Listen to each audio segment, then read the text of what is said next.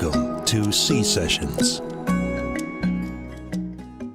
As a cancer patient advocate, I'm kind of a cancer lightning rod. People that know me, doesn't matter what kind of cancer, somebody knows they get cancer, I get a phone call or a text, and most of them are out of the area. Most of them are Spokane or Kansas, take your pick.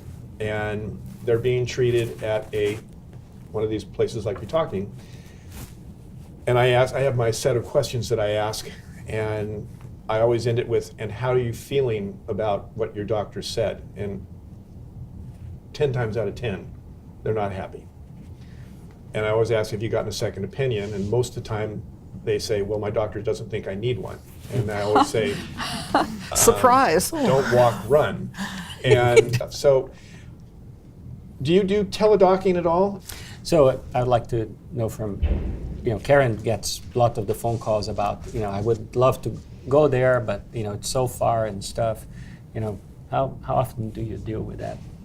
About once a week, people call and they say, well, you can come and we can make that appointment and get all your records. And, well, they say, well, I don't know if I can do that, and can you review my records? I say, well, that's a little different, and sometimes we can do it and sometimes we can't. But I try to encourage people to come for a second opinion, or I hook them up with somebody at a center closer to where they live, because I can recommend certain centers. Well, and some of the, like SCCA has affiliations with some of these hospitals out, satellites, is that correct?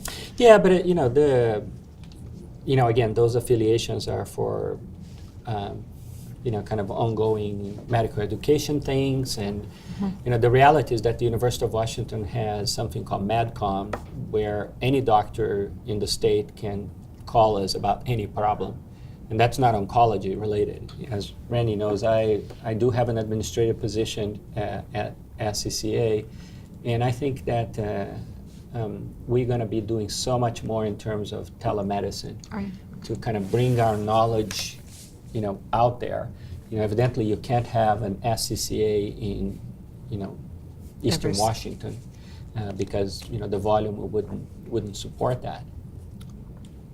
But can we have an SCCA branch using telemedicine that if the patient wants, they can see the doctor in a big screen? I had a close friend of mine in South Dakota who was stage 4 inoperable, and he was seeing his local oncologist there, and he did not like what he was hearing. And I hooked him up directly with Renato, got his records sent over, and if I recall correctly, you got him put on a clinical trial over the phone. Yeah, basically. Directing to. And he lived 5 years. He passed away in November, just so you know. But he got 5 really good years. And I have to share that because I think that's so, I don't think he would have lived another 6 months had he stayed the course. Just because of what he didn't like what he was hearing. He was an intelligent guy. And so, but again, I think this is just the importance of getting to somebody that is doing the research, that has, like you say, the clinical trials.